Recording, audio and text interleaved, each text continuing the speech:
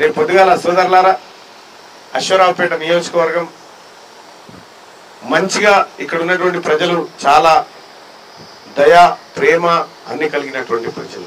పోయినసారి పట్టభద్రుల ఎమ్మెల్సీ ఎన్నికల్లో కూడా నన్ను ఆశీర్వదించారు, నా వెన్నంటి నిలబడ్డారు. మీరు చేయబట్టుకనే ఆ పల్లా రాజేశ్వరరెడ్డి 100 కోట్ల రూపాయలు పెట్టినా నేను డబ్బు లేని వాడిగా పోరాడితే 1,50,000 ఓట్లు ఇచ్చినారు మీరు నాకు. కేవలం 6,000 ఓట్లతోనే ఓడిపోవడం జరిగింది. ఇక ఈసారి ఆ పొరపాటు జరగకుండా దయచేసి మీ అందరినీ రిక్వెస్ట్ చేసేటువంటి కార్యక్రమం ఏంటంటే మొదటి ప్రాధాన్యత ఓటు చాలుగా. ఇక పోయినసారి రెండో ప్రాధాన్యత ఓటేసి పోయినసారి ఓటింగ్ 20,000 ఓట్లు చిత్తయిపోయినాయి. రవాణా 20,000 ఓట్లు ఆ బ్యాలెట్ పేపర్ మీద 1 నెంబర్ వేయాల్సింది పోయి జై మల్లన్న అని రాసింది. దాని మీద ఒక ఆయన రక్త తిలకం దిగిపోయింది, దాని మీద ఒక ఆయన జిందాబాద్ పెట్టి అన్ని చెల్లకుండా పోయి 1 నెంబర్ వేస్తే కదా అది వ్యాలిడ్కి వచ్చేది.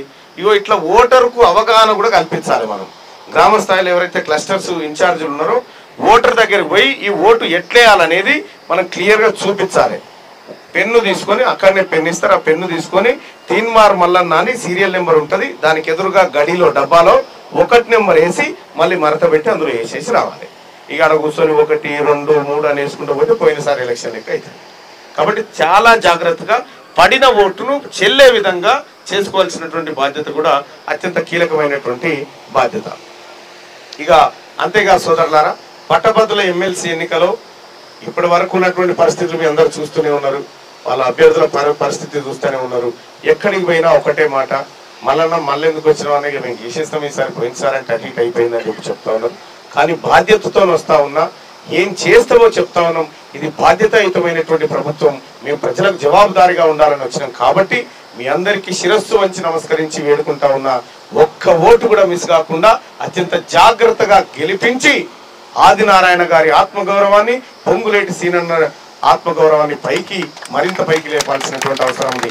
అలాగే పెద్దలు తుమ్మల నాగేశ్వరరావు గారు కానీ, అలాగే బట్టి విక్రమార్క గారు కానీ ఇవాళ తనదైన మార్కు రాజకీయాన్ని ఇవాళ తెలంగాణ రాష్ట్రంలో ఎన్నో అభివృద్ధి కార్యక్రమాల్లో చూపిస్తా ఉన్నారు. వాళ్ళందరి ఆశయాలు నెరవేర్చడం కోసం పట్టభద్రులంతా ఇవాళ కాంగ్రెస్ పార్టీ వైపు ఉన్నారని చెప్పి చెప్పడం కోసం మనమంతా మరోసారి కృషి చేయాల్సినటువంటి అవసరం ఉందని చెప్పి తెలియజేస్తూ